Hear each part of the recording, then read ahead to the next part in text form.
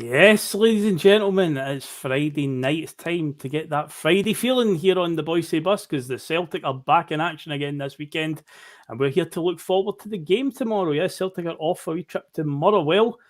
Game, of course, with a bit of a famous scoreline in Brendan's first time, and as this is Friday night, we might even touch on that game at some point tonight. A wee bit of time travelling on a Friday evening.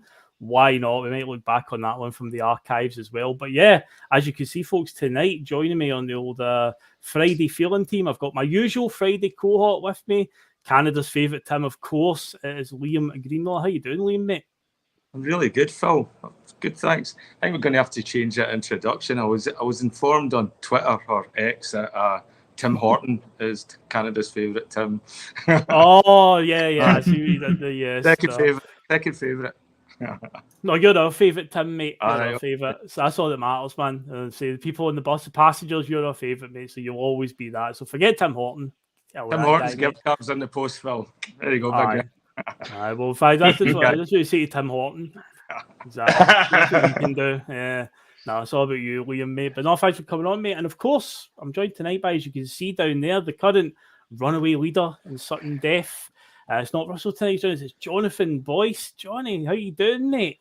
Yeah, I'm good, thanks, Phil. Good to be on a Friday. It's been a while since I've been on one of the Friday shows. I don't think I've been on one of these pre-match build-up ones before, so looking forward to getting stuck into this.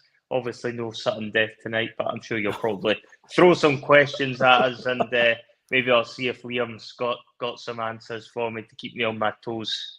Oh, is he a challenge? Yes, is that what we're saying? I can see the punk duck warlord being a bit more of a challenge than Russell's putting up on a Monday. Anyway, he'll be looking for a replacement, I think. Well, he has tried a couple of substitutes through the last couple of weeks. He has tried, but he's not getting away that easy. Oh no, there's a competition still to be competed in, but we'll deal with that on Monday, of course, when it comes around again. But before, of course, we get any more stuff on this one, folks, just remind you, of course, to do all that good stuff that helps us out massively, helps out algorithm, CSC, as I like to say. Obviously, hit the like button, gives the video a bit more traction. People on YouTube who like Celtic podcasts will then see the Bhoys bus a bit more regularly if we get more interactions. Of course, get involved in our comments tonight. Leave comments after the video. Obviously, subscribe if you've not done so yet. It's well over 2,400 something at the last count. So why not join them? Hit that subscribe button, doesn't take you long, and hit, of course, the bell notification. You'll be reminded when we go live, which you'll find out very quickly if you're brand new. It's quite a lot, plenty of content getting churned out by the bus. And of course, you can share the link in the Bhoys bus far and wide on whatever social media platform you wish, and head over to piesports.com, whatever side it's on. And I always get it wrong. Liam, you're really good at that, to be fair. You also do it quite smoothly. Yes. But yeah, head over to piesports.com. One of those sides, you can see the logo up the top corner, and use the code BUS1888 and get yourself 12.5% off your Tasty pastry orders. Get ready for the game. And that's what we're going to do just now, because yes, Celtic tomorrow, 12:30, not on the television, not moved because Sky Sports want to cover it.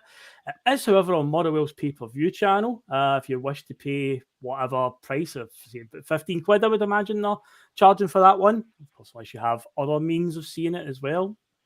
Exactly, one of those ones. You might be able to see it as well. But yeah, of course, it gives us a chance as well to play before, obviously, the noisy neighbours. Something that we weren't too used to last season. It seemed like the fixture computer kept on putting us playing second, but it seems like this season they've been a bit more generous to us. We're getting to play before them.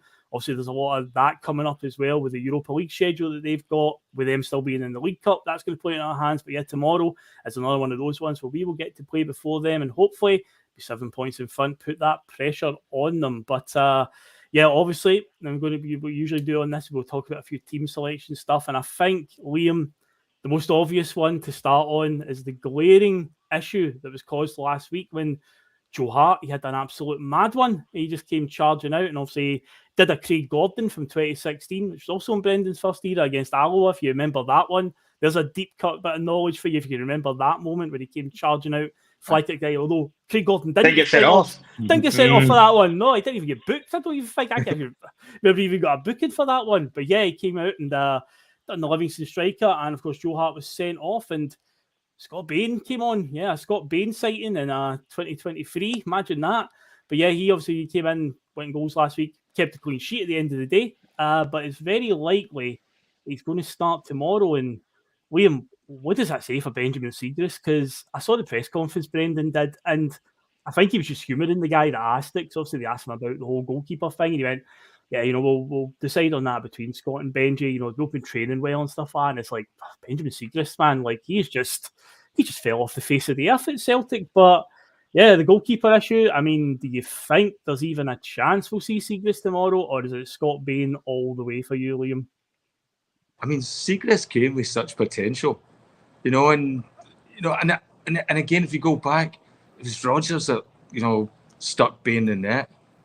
I don't know. It's terrifying to think of, and this is a week when it feels like Rodgers is doing all his magic. The Gucci belt's back out. Players getting right, the vibe, all that stuff going on. It's very like Rodgers, the Brendan effect, and the way he was talking about Matt O'Reilly and that. And so it's just another part of that puzzle as well. Is it going to go back and see if we can get Scott Bain and resurrect a potential and something he was the first to try and promote?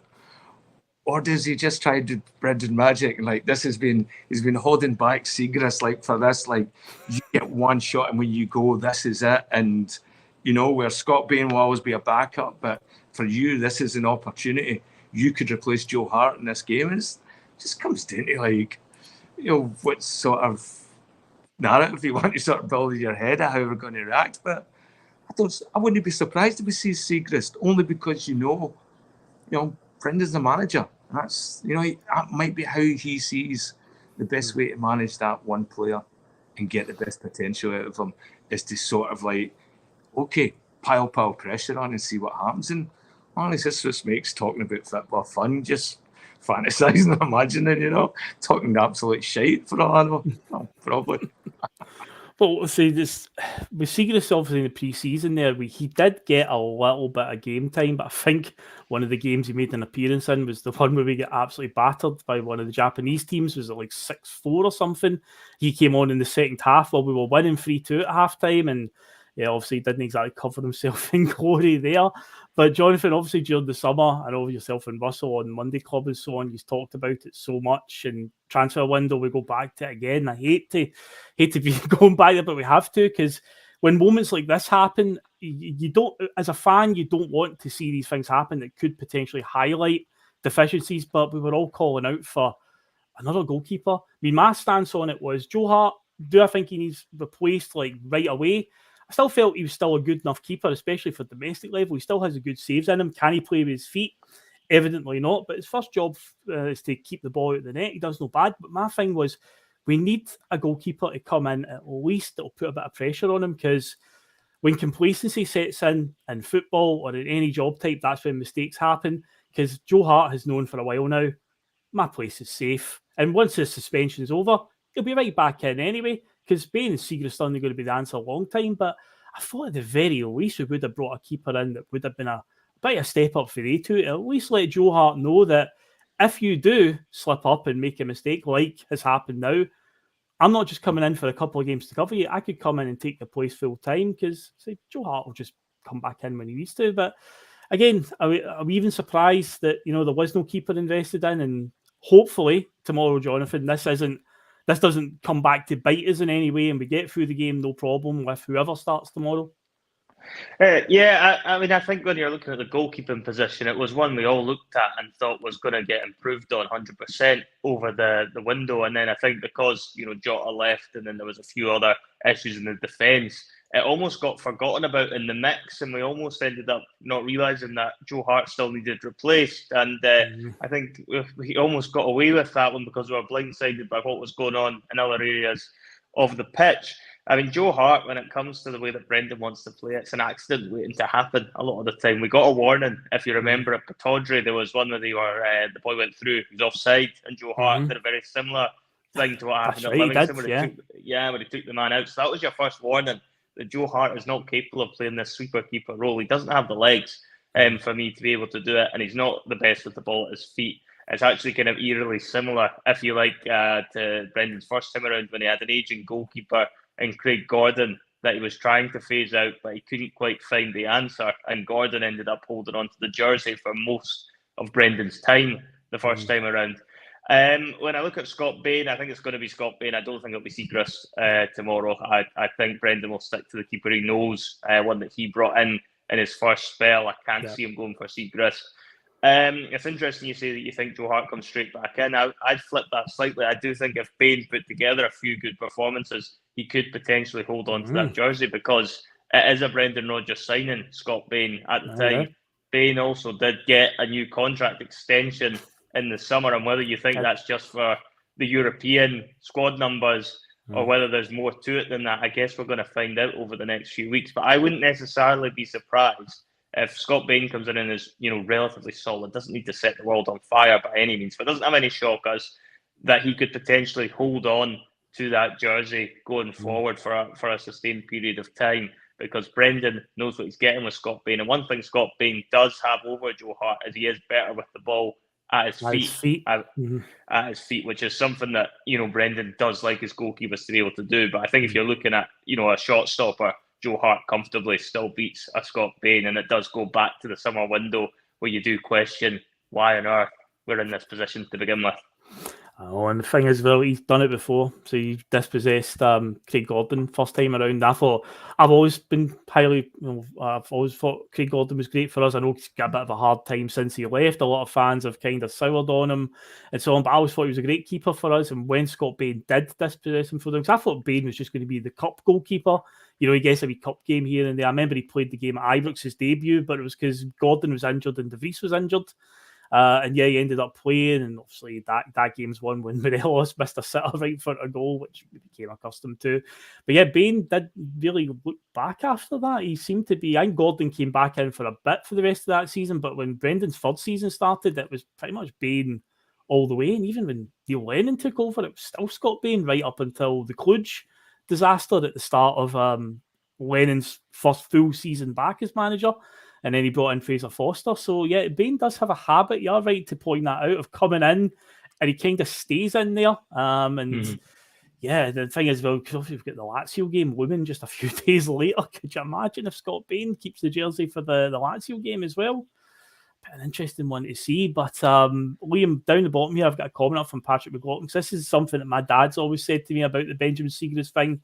I feel kind of bad for Siegrist if that's the case, because I thought we were kind of past all that, especially when we did the Scott Allen deal years ago, where I think we did it just to stop them from getting him. But at the time, Rangers were very much in the market for a new goalkeeper. In the summer of 2022, they had the moment when Alan McGregor retired, where he came off the bench in the last few minutes of the cup final against Hearts.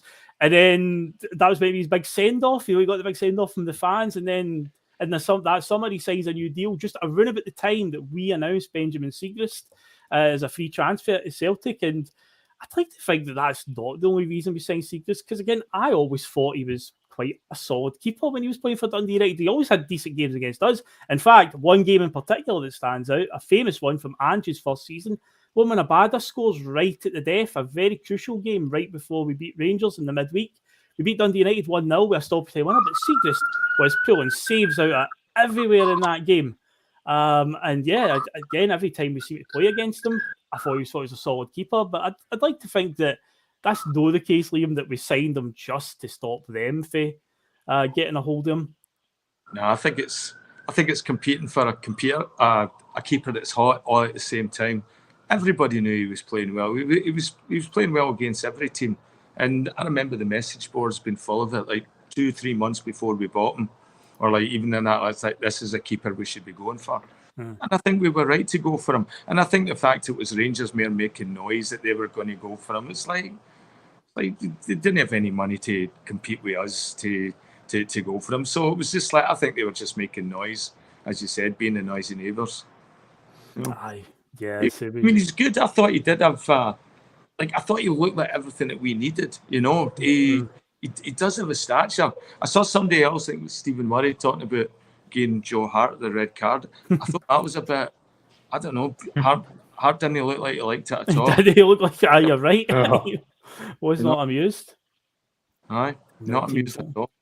I think Siegrist has that sort of side to him, though, where there's something about his personality, I think, that's just not merging well. Ange obviously ended up dropping him over semantics on social media.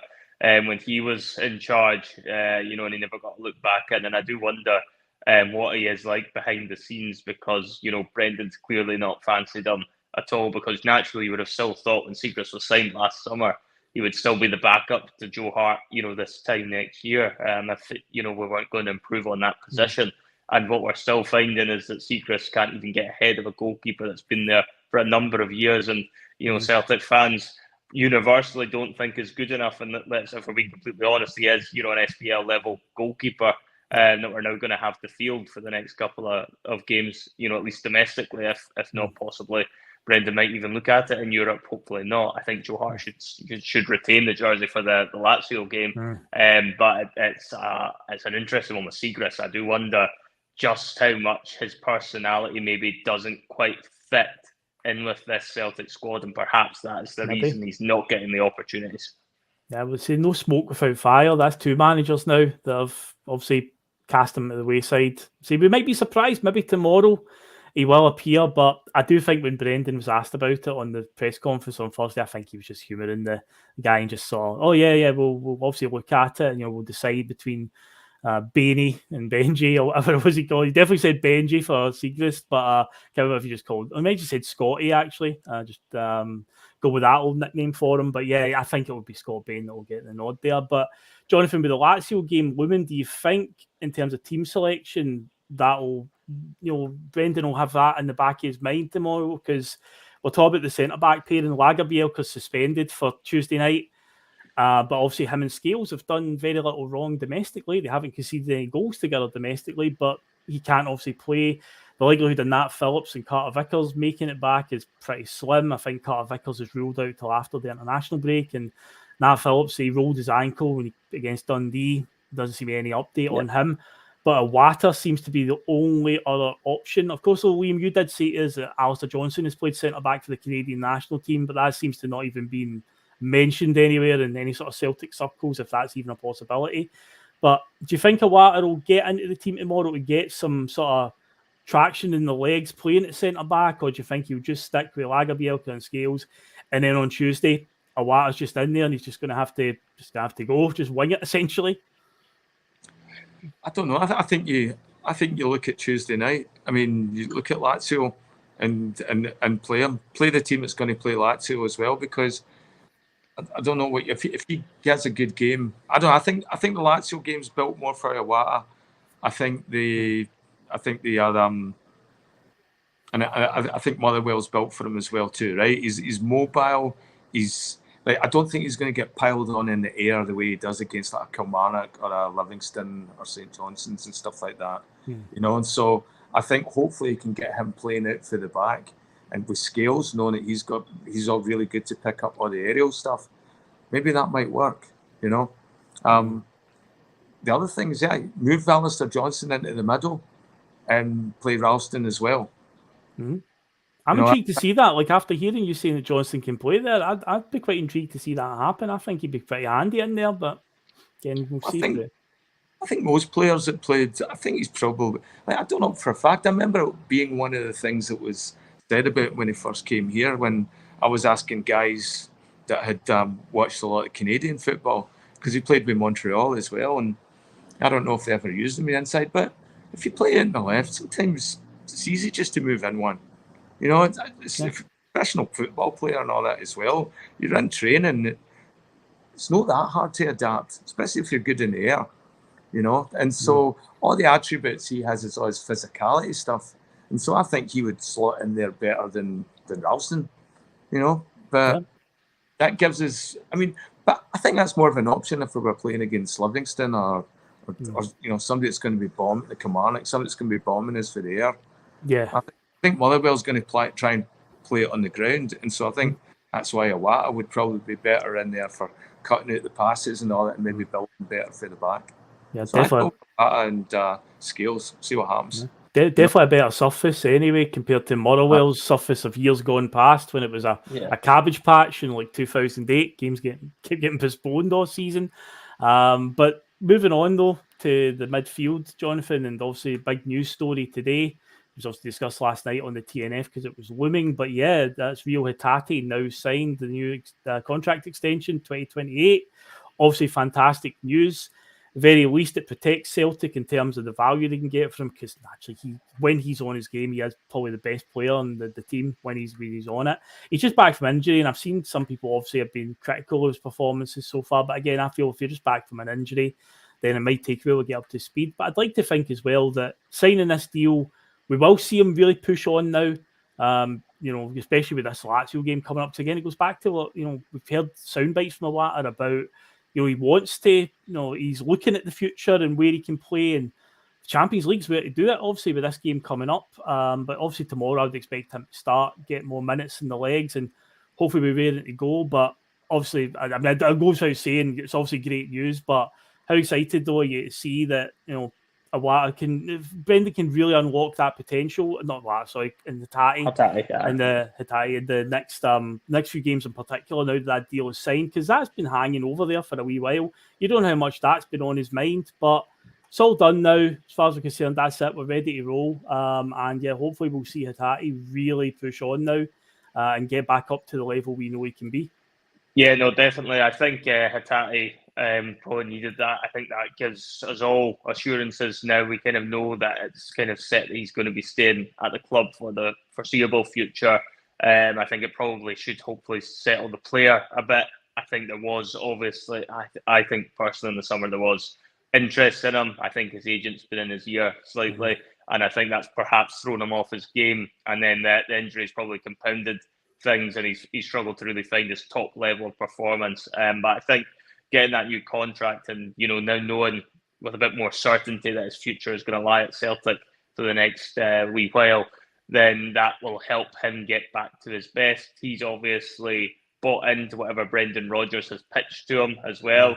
The fact that nothing ended up happening in the summer, he could have easily, ended up having his agent in his ear and thought, I'm just going to try again in January and, down tools slightly and sulked. But he's not the type of player who's going to do that. I think he is the one who's got the right sort of mentality. He's also the one I probably expected to lose in the summer out of all the players that we had before Jota left. I thought Reo Hatate was somebody Postecoglou might have even came back into for Spurs, because I could see him fitting in to that team. So the fact that we've managed to keep a hold of him is massive, and he's going to be one of the first names on the team sheet when he's fit, as far as I'm concerned, because he is that game-changing type of midfielder, and he's the one who, if the Champions League campaign is going to be successful and we're going to get back to winning ways against Lazio midweek, then a large part of that is going to need to come down to a player like Reo Hatate. So I think the fact we've now got that bit of reassurance that he's committed to the club, that will help him play better. His agents obviously managed to get him a good deal. Brendan sold him a vision. I'm looking forward to seeing him against Motherwell, because I think whatever sort of constraints he's had with all of this over the past few weeks, he'll now be able to completely unleashed and just completely free to go out and, play his football. And I think you'll see Reo Hatate closer to the sort of peak level performance that he's capable of against Motherwell, and we really need him to get to that sort of level as quickly as possible with Lazio, looming next week.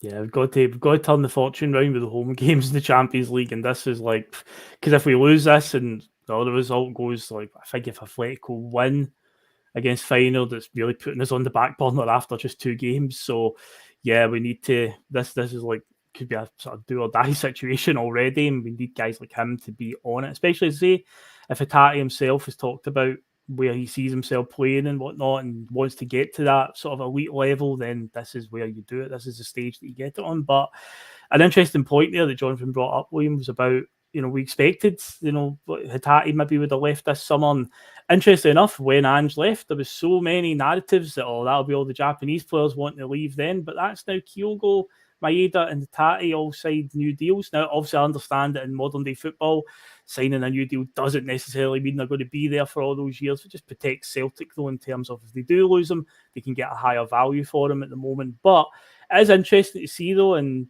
how much of it is really down to Brendan, essentially, that he's been able to work his magic on those 3 and get them to sign new deals. Because, yeah, he's clearly, he's been very complimentary, especially with Maeda recently. So Maeda's stats have been shared by the club recently. There's been some opinions out there on Twitter by certain folk about, maybe he's not good enough. But the manager clearly, is very complimentary of him. The performance he put in at the weekend, obviously the 10 men, And it's like, well, not when you've got Dyson Maeda on the park, and I say Kyogo, we've seen him still banging in the goals this season, sometimes dropping a bit deeper.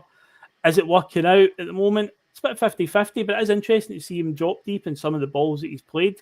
And yeah, Hatate, as I say, he was the one that we were all waiting on. But how crucial do you think a role Brendan's played in getting those boys all to commit? And as Jonathan said there, he sold them the vision. Now, what is that vision exactly, and what magic dust has he sprinkled on them to get them to sign that deal? Because, again, it kind of throws it back in the face of the doubters in the summer in the media that said, well, that'll be Kyogo and Hatate, all Orlovsky, but no, they're still very much here, Liam. I think he's probably building a really positive culture in the dressing room and on the training pitch right now with that sort of, that sort of management, the way he's building it, the way it's sort of released, and good news bits all at a time in between, a Rangers game where they again played iffy and had some dodgy decisions and all that. So it's all been uphill. This is Brendan Rodgers building momentum. And I think Hatate, and I think you'll see that vibe being extended again when maybe Matt O'Reilly's the next one. Maybe. So I think that's all about Brendan stamping his sort of imprint on the team.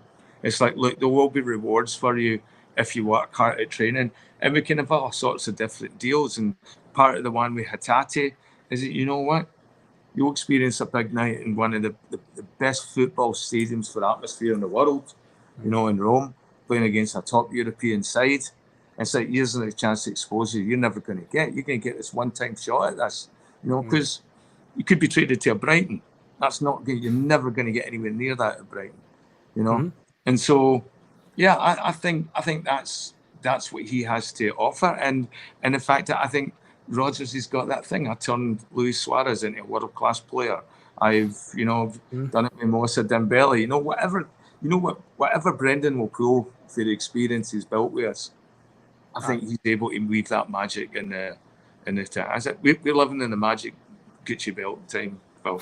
The old Gucci belt. But a player there that Liam just mentioned, John, we've got to talk about the forum he's on. Matt O'Reilly, he's the informed player in the country right now.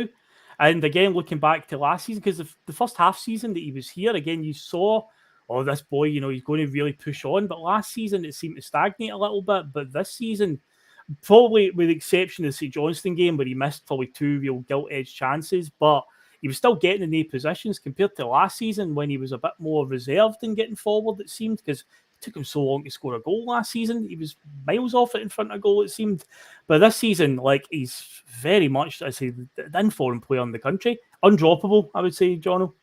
Yeah, no, definitely. I think Matt O'Reilly was somebody that I think a few of us had identified, not just on here, but even in the wider fan base, that he was somebody that Brendan could take to the next level, because there was quite clearly a lot of potential with O'Reilly, and for whatever reason it seemed to stall last year. If you're asking my opinion on why that happened, I think there was a bit of a clash of personalities with him and Ange, and I think that's kind of came to light when you've seen the O'Reilly interviews since Brendan has came in, that he just seems a lot happier at the club now with Brendan in charge. I think, however, Brendan's man management is, it appeals to Matt O'Reilly perhaps more than what he was getting from Ange Postecoglou beforehand. And he's really came onto a game this year. He was absolutely fantastic, against Livingston, best player on the pitch for me, along with Maeda. But, in most of the games, I think Celtic have leaned quite heavily on him, even particularly, at the start of the season when, we were a wee bit slower with the sort of build-up play, and it was being a bit difficult to break teams down. I think Matt O'Reilly was somebody that, was proving to be the difference maker in a lot of those early round fixtures. And he's only going to go to strength to strength. He feels to me like he'll probably be the sort of Stuart Armstrong type figure that Brendan had the first time around. That's how I could see him being developed and then possibly going down into the Premiership in a few years' time. I think Matt O'Reilly's fully bought in to the Rodgers vision, as of so many others. And Liam's quite right to point out, I would not necessarily be surprised if Matt O'Reilly is the next one to sign a new deal, because I think he's, enjoying his football more than he ever has before at the club just now. And he's another one that, in that midfield, I think he must just take a lot more reassurance, because he maybe felt he wasn't getting necessarily always a fair crack of the whip last season and perhaps not getting as much game time as he wanted. Whereas I think now, I think Brendan Rodgers has made him feel even more important to this team.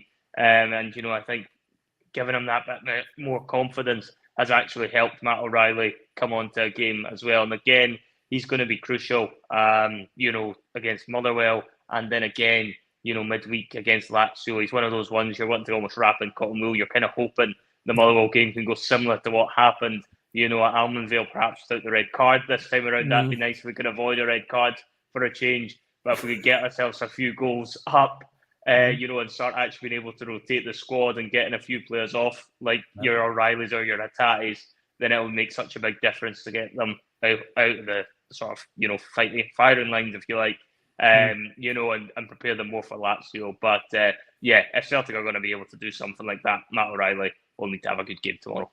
Oh, for a shadow of a doubt. See that left foot when he's on it, it's like a magic wand essentially. So the way he strikes the ball and all that. Sometimes maybe he could put a wee bit more welly in it. He's tries to pass it in sometimes, but he's been making no mistake in most of his games anyway, in terms of when the chances fall his way. And he's getting in the right places, getting more into the area, that sort of box to box guy, and it's exactly what we need. But Liam, again with tomorrow, and then obviously I was going to say Tuesday, Wednesday in mind. The winger positions at the moment, Maeda's obviously a nailed-on one, but with a Abada injury and Palmer's not really had a sniff yet, and then Yang, he's had a few chances, and neither's really set the sort of head of the light yet out of the two of them. But that position is definitely up for grabs right now with the Abada situation. But yeah, Forrest as well, Phil. Oh, and James Forrest did come in a while. James Forrest did appear. He did. Yeah, that's right. He was there out of nowhere. Maybe a Mikey Johnston might appear. That would be an even wilder selection at the moment. But yeah, tomorrow with Motherwell, and I say looking for Lazio, I say Brendan might be thinking about that going ahead. Like, who do you see getting the nod? Say Maeda's definitely nailed on, especially all the praise that Brendan's been heaping on him after the performance of Livingston. There's no way that he's missing out there. But who do you be leaning towards there for the other winger position? Honestly, you could just spin the bottle in the middle of the dressing room and see who it ends up. There's that much between them. That's including Forrest, which is like, I was shocked that he was starting the last game. But you and me both, I think all of us were. It was very hard to find somebody that was like, yes, James Forrest, that's the right call.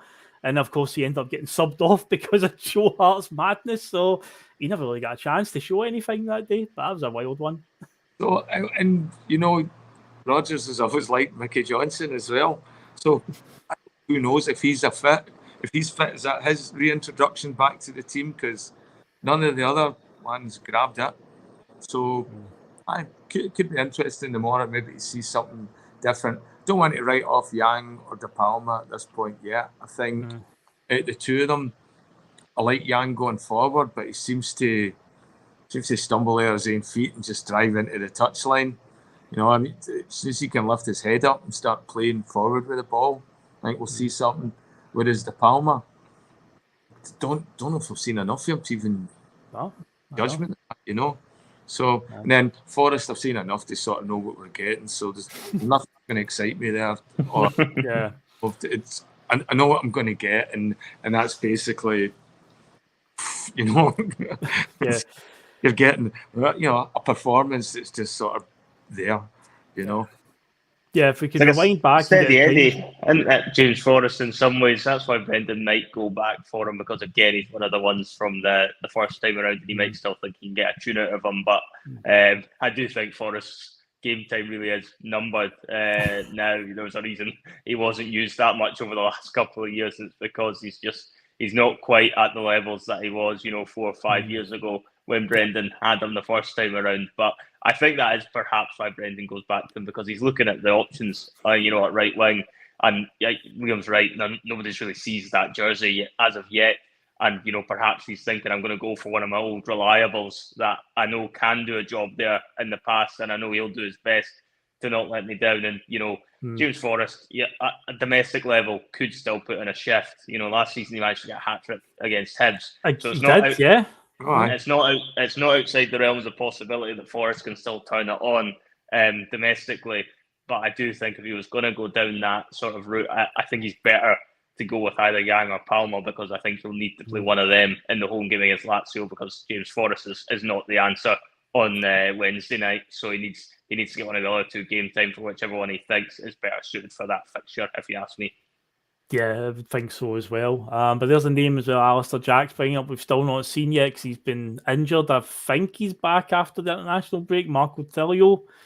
Fine. Well, we just need to wait and see. A lot of like mumbles about how good he's going to be, but again, we need to wait and see with our own eyes. And there's just a lot of people from the Australia saying, "Oh, how great he is," and that. And I hope he is. I hope he's fantastic when we finally get to see him play. But he's very easy to forget because he's didn't even feature in any of the friendlies or nothing. When he signed, he was injured, which seems to have run in theme. We sign players that are injured, like Nat Phillips and so on. And hopefully when he does finally get a game, he does actually blows us all away essentially with what he does. But yeah, in terms of more, like, I understand last week why Palmer never got on. It's a good old plastic pitch, isn't it? And yeah, obviously what Brendan did change into the sort of 4-3-2 formation with Maeda and Kyogo running at it. We just thought, I'll just keep it a bit more central rather than going for wingers. So Palmer never got on, but obviously he started against Feyenoord. But we touched on the Feyenoord games enough times. A lot of people were writing him off after that one performance. A lot of things went wrong that night for many players on the park, and as I talked about, just the comedy of errors in the first goal, typical Celtic luck in Europe, or lack of luck in Europe, just everything that can go wrong does, a whole series of events, and it just all comes together. No other team in European football seems to concede those goals that we do, and we never score goals like that in Europe. We need to work so hard to score a goal in Europe. It needs to come off the best bit of play ever, but with us, it's always a snidey goal that we lose. But yeah, people were writing him off in terms of performance that night. So he just lost, things didn't go that way. But yeah, you're right, Liam, what you're saying. You know, if he's going to have to start Yang or Palmer on Wednesday night against Lazio, so now's a good time to do it. It's a good pitch. The Fir Park surface, despite many years ago being the worst in the country, is one of the best. So it's a good park for them to get the ball down, play a bit of football, and show us what they can do. And in terms of our team selection, I say we're going to obviously see that Kyogo starts for them. There's no doubt about that. But again, there's always that danger where he goes down, takes a wee knock, you're like, oh no, oh God, please no. But that's just the position we find ourselves in, because again, there wasn't much investment in the forward department either in the summer, which is something we've come back to. And we hope we don't find ourselves in a position like we do with the Joe Hart situation, where he's out basically for a couple of games with a red card in this one. I don't think Kyogo would ever get sent off. I can't imagine Kyogo ever getting a red card, but injury is definitely always a worry with Kyogo, and you don't want to be in that position where it's like, oh God, it's coming back to haunt us now. So hopefully he just gets through the game tomorrow. So Motherwell, they're going to have a few cloggers here and there, so just get through the physicality of it, and hopefully we're all good at the end of it, and a couple of goals to boost the confidence. And yeah, as I said earlier on, if we're winning by a nice margin by the 60th minute, get these guys off, get the O on and stuff like that, these type of players, because we need to keep them obviously for Wednesday night, because it's going to be such a big game. But we'll just quickly have a wee score prediction then in terms of for tomorrow. So Liam, what do you think for tomorrow? I think 2-0 Celtic. I think this is a good preparation for Lazio. Get our shape, get our dominance, how the football we're going to play, express their game, all that stuff that Brendan's building towards. Sound like I'm fanboying here, but 2-0. I think we'll do it. I think we've got momentum right now. That's for this. So Jonathan.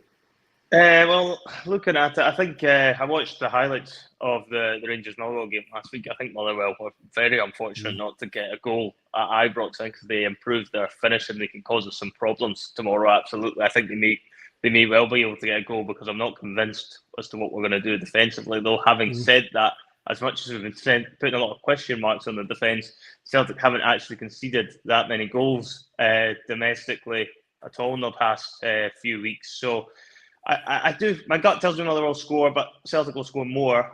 Celtic, I think, will end up winning this one about 3-1.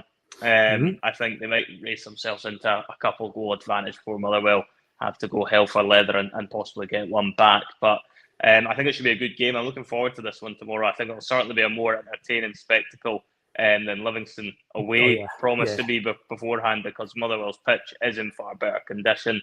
And I think Motherwell, to be fair, Motherwell will try and have a go and try and play some football against us. I've liked what I've seen of Motherwell this season. So I think there will be a few goals. Hopefully it'll be an entertaining game.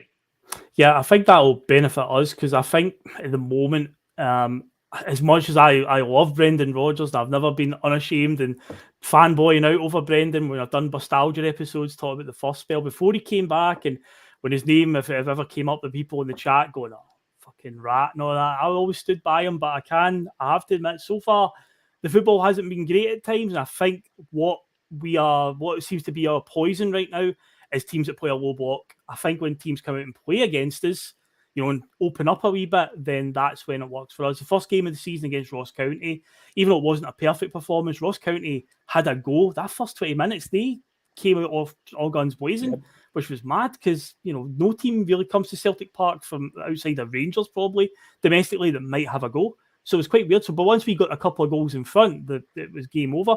Aberdeen obviously had a go at us in the second game, but once they sort of ran out of steam, we were able to pick them apart. But then you look at like St Johnstone, Dundee the other week, which was until we got the penalty, it was a carbon copy essentially of the St Johnstone game. So I think Motherwell will be a very open team, like you're saying, Jonathan. I think that will benefit us. I think if they want to have a bit of a go, open up spaces for us, and that whole passing sideways stuff that can grind people's gears, it'll pay off against teams like that. If they're constantly moving about, the spaces will be there. So yeah, fingers crossed we can obviously exploit that tomorrow and get it. Ideally, and I say this every week, I think I said it last week for the Livingston game, and we did actually do it. A wee early goal would be ideal, because if they are planning on sitting with 10 men wide, well, if they do try to do that strategy, it'd just be perfect to scupper that right away, get a nice goal in the first 10-15 minutes, and just hopefully they collapse and we can add a second one soon after, and then put the game to bed essentially, because you don't want it going late into the day tomorrow, and then we're still drawing with them. Interestingly enough, nobody's been picking a 4-3 as a score. And talk about late goals, because I said at the top of the show, this fixture obviously has a bit of significance to Brendan Rodgers and Celtic, because you'll remember obviously in Celtic's his first spell as Celtic manager, probably arguably, well, I'd say the game of the season that first season, but I mean, beating Rangers 5-1 twice, I guess, would also be up there as game of the season, or the epic draw. Competitive game of the season, anyway. Domestic, definitely most competitive. Motherwell gave us a few frights that day, but obviously it was in December 2016. The thing was at the time, when we went 2-0 down in that game, I think it's Louis Moult scores both of them. He was giving us all sorts of horror that day. Kolo Touré in particular. I think this is the last game Kolo Touré ever played for us, because he'd had a shocker against Mönchengladbach in the Champions League. Right. And then he played in this, and Louis Moult essentially retired him. But at the time, it's December at this point, and you're not really thinking about undefeated seasons or anything. It didn't really register, and obviously now you look at the significance of it, Liam, that what we went on to do that season, how crucial it ended up being. But at the time when I was 2-0 down, it was one of those, you can't win them all, I guess, because we were comfortable in the top of the table anyway. So just like, well, we'll regroup and we'll go again. But Brendan Rodgers was saying that, because at half time he essentially regrouped and we'll go again. And 4 goals in the second half. But Tom Rogic with that last minute winner. It's up there when it comes to the term scenes. It's definitely up there, Liam, because that one was proper. Like, if you're watching it at home, you're out your seat celebrating and everything. It was absolutely phenomenal. It's one of the ones, man, like, I look at away games. I don't get to many away games, but it's like, God, I wish I was at that one. That was absolutely incredible, that match. That's when I always take offence when people say how poor Scottish football is, and this is the worst league to watch and all that. And I've watched Canadian football, I've watched the NASL, MLS, and I've watched Bulgarian football and all that. And I think the football, for pure entertainment value, it's really good. I like it. I like the hard tackling. I like the physicality of it. But also like the way that we play and the way just the fans, about it. It's good to watch. And teams like Motherwell, St Mirren, I'm glad to see teams like that doing really well. And when they come out, I want to see them give us a really good competitive game, And so, I enjoy playing teams like that. And I hate when one of our players dives or something to do something like that, against these teams, because, you hear it, and, it's happened a couple of times, And so I enjoy the Motherwells and stuff for this league, and I'm looking forward to tomorrow. It's 4:30 in the morning, perfect time to watch the game now. Focused, incredible commitment. And I've had a walk uphill to get to the pub, and Motherwell always gives a good game, especially at their home ground. Aye, they do indeed. And the thing is, John, about that game, And everyone talks about Brendan's in-game management and tactics. Everyone always goes to the game at Ibrox when red card, Edward comes on and we change it there, go 2 up front, win the game. But this game is another one where he had it's one that gets forgotten about, but he had one where he changed it early because it's rare to see like changes in the first half unless it's an injury or a red card's happened. But in that game, he actually subbed off Izagiri midway through the first half, who wasn't having a great game neither, was on a booking, and brought on Callum McGregor, not to play at left back, to play in midfield, and changed the shape of the team, because McGregor actually scores the first goal to get us back into the game. And I think it was Armstrong got one as well, and was it Armstrong made it 2, I think he made it 3-2, because it went to 2-0 to 2 each, didn't it? Then Motherwell managed to get themselves back in front. Paddy Roberts scored. It's Paddy Roberts is the other one, and then Rogic. But again, that's another one I say that goes under the radar when you talk about Brendan's in-game management. And hopefully tomorrow we don't see a scenario where we are 2-0 down or anything like that. But again, it just shows you where we're losing the game, we weren't really in it, everything was going wrong. We'll say one of the players on a booking, and he subbed them off for a guy in a different position to change the shape. And in the end, in the second half, it really did pay off. Yeah, it was one of those games where you were looking at it, and obviously that season was going to become the invincible season, but you were expecting it somewhere along the line that Brendan Rodgers' Midas touch was going to run out on him, and you definitely thought, about half an hour into that game at Fir Park, this is the day where it all kind of unravels a wee bit for Brendan, and he's going to suffer his first domestic defeat when we go 2-0 down. And then you're right, he makes tactical changes. We get ourselves back into the match, get ourselves back to 2-2. But then, the fact we ended back at 3-2 down, I think again would have been pointing towards the fact this just wasn't going to be our day. It felt like it wasn't going to be our day a lot of that afternoon. And I vaguely remember, I think we scored straight from kickoff after it went 3-2. I think Armstrong actually scores about a minute or 2 minutes from kickoff. I think I vaguely remember they just finished showing the replay, and Armstrong's pretty much running in on goal to equalise again. So that just shows you the sort of levels of commitment that the club had and the players were fully invested in. And they got what they deserved in the end because they kept persevering. And obviously Rogic, being Rogic, scores an absolute peach to end up winning the game. From a game that, if we're being brutally honest, if we came away with a draw, we'd have probably thought, what, that was actually all right, considering what's happened in this match and how many players have had an off day. That we're just quite happy to get out of here with a draw. But certainly one that gets the heart going. Hopefully none of that tomorrow. I've actually got a ticket tomorrow. I don't really fancy the limbs in the stands and being chucked about willy-nilly. I only weigh 11 stone. They'll have me thrown on the pitch, if it ends up being something like that. So, yeah, I don't see it being another game like that. However, as I said earlier, Motherwell, I think, will give it a go. So there could well be goals in this one. I fully expect it to be a more competitive game than last week, that's for sure.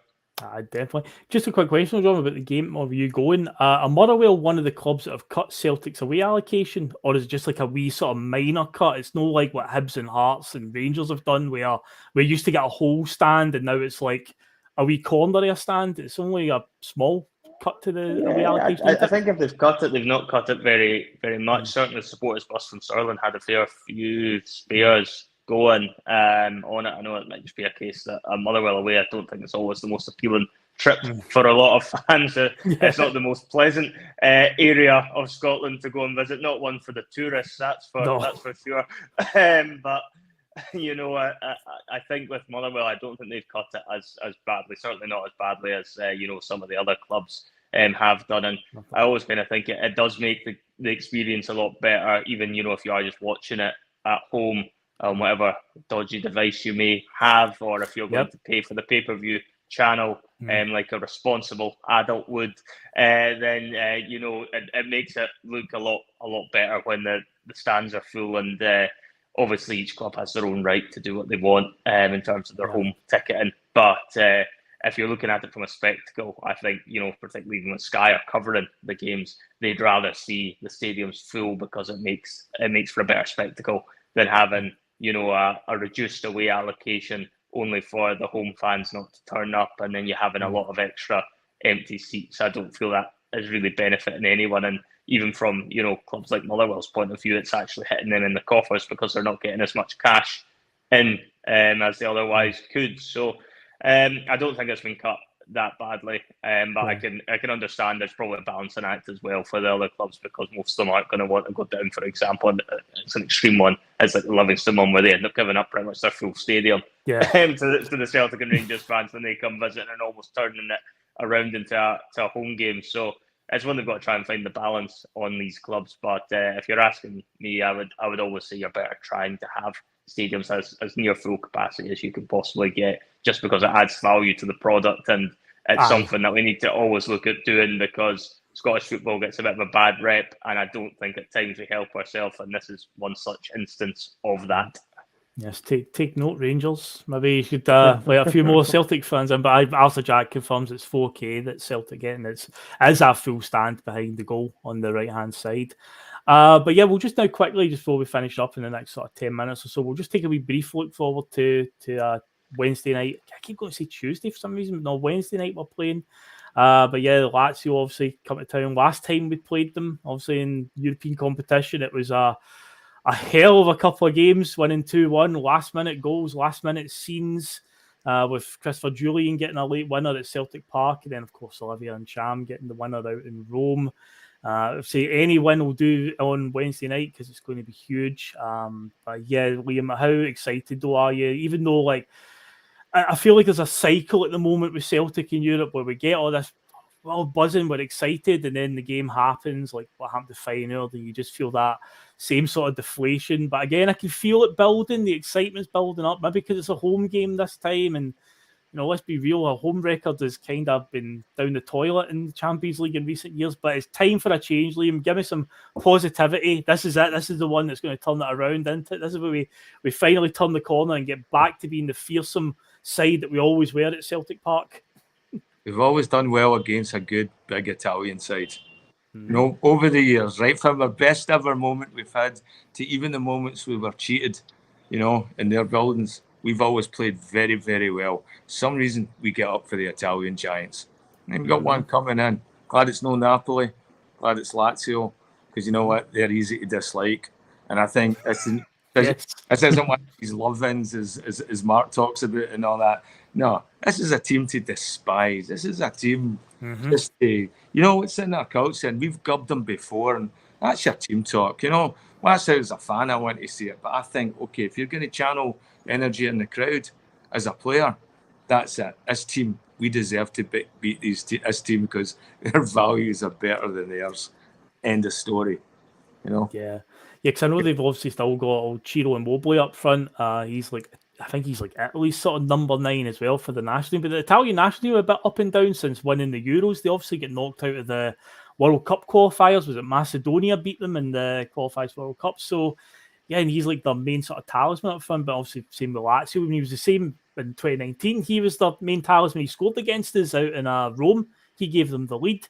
But when I did look at their squad, and again, I don't want to be famous last words and try and write any of them off, but they've guys like Pedro, who was like at Barcelona years ago and Chelsea, and he's getting on a bit. But I know in Italian football, maybe it's just a style of play over there, Jono, but players do seem to play a lot longer out there in Italy. But again, looking at their team, and you're like, again, don't want to be famous last words, but you've got to feel that this has to be doable for Celtic. They can't look at that team and be afraid of it. Like Atletico Madrid's team, I look at and go, a lot of household names there, but with Lazio, it's all guys who really have seen probably their prime now. They've passed by it, and you've got to feel like this is the one. This is the Feyenoord and Lazio at home are definitely ones we should be targeting as winnable games, and it needs to start on Wednesday.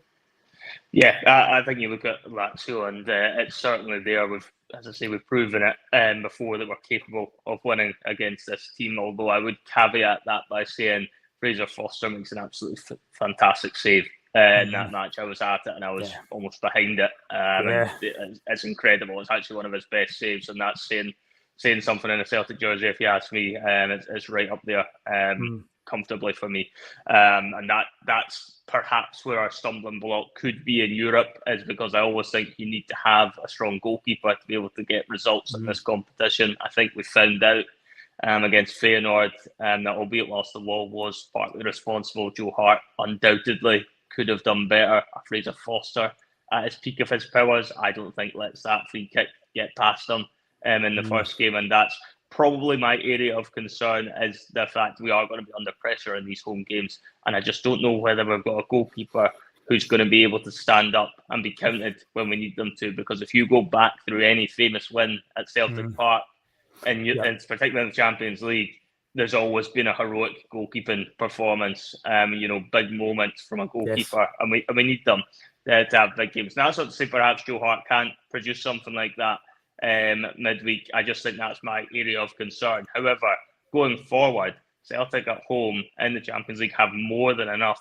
ability there to cause some serious damage to any team in this group. I include Atletico Madrid in that. I think we can definitely give them a nosebleed. Going forward, I think for Celtic, it's always going to be more about how they manage to contain these teams and keep their shape defensively. And as I say, going back to it, because of the fact there's not a solid goalkeeper there that you can definitely hang your hat on, that he could bail you out and be the difference between 3 points or 1 point or no points, then we're going to need to be even more careful that the likes of Joe Hart is suitably protected and we're not then leaning too heavily on him, because that's the only way we're going to be successful on Wednesday night, if you ask me. This is the coming of Tomoki Awata on Wednesday night. This is it. He's going to be the shield in front. He'll protect them at all costs. This is the turning point for him. This will be the moment we go, wow, Awata has now arrived, because up to now, he just hasn't had enough game time for many people to even be able to judge him with all the old Japanese player there. But this is it. So we'll deal with that when we get closer to time, because there's still, say, tomorrow to go. Plenty of shows between now and then. Obviously, yourself and your brother will be on Monday night, a couple of nights before. I think Tuesday night, the plan will be, we'll probably do Judgment Day, because me and Mark are in this sort of rotation policy at the moment where nostalgia 1 week, Judgment Day the other. But we've got a game on Wednesday, so we'll probably move that to Tuesday night, so the judge can have his say before the game as well. So that should be interesting. But yeah, in terms of what's coming up, say, just make sure, folks, that you've hit that subscribe button so you get notified when we're on, because we'll head off now. But tomorrow it'll be PMP, will be on after the game. It'll be Russell and Terry will be here to dissect what's happened in the Motherwell game. Hopefully they're talking about a resounding Celtic victory. Sunday morning or Sunday brunch time would be the plan for the Sunday Bolera. And then Monday you can join Jonathan and Russell on the Monday Club. The Battle of Sutton Death will continue there. As I say, Tuesday we will look to get Judgment Day done, and then Wednesday it's a Champions League PMP, a late night one. I mean, I'll be coming back from the stadium. I don't know what time I'll get back at. The last time. The thing is, you've got to travel a lot further. I mean, I'm only going up to Bishop Briggs, which in theory, if there was no traffic, is like a 15-minute drive from Parkhead on a good run. But geez, I remember the last time we played Lazio in the Europa League, and this is a Thursday night Europa League game, and I generally didn't get back till after midnight. It was absolutely rammed, and I expect it to be rammed as well up Parkhead Crossway, try to get home from that. But yeah, we'll see. So I'll probably need to catch PMP on the next day, probably, while I'm sitting doing my work at home, because I'll just stick it on the television and catch up then. But yeah, of course, folks, plenty coming up on the bus, and say, just reminding you all, if you haven't done it yet, hit the subscribe button and you won't miss a thing over the next few days. But yeah, we're heading off now. Jonathan, you enjoy the game tomorrow, being there. Yes, mate.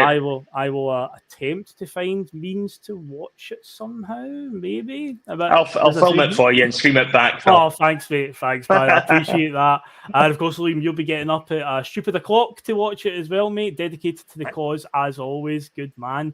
And for anyone else who, however you watch it tomorrow, if you're going tomorrow, enjoy it. And hopefully we'll talk about Celtic victory and another 3 points on the board. So yeah, guys, we will catch you later. See you guys. Yep.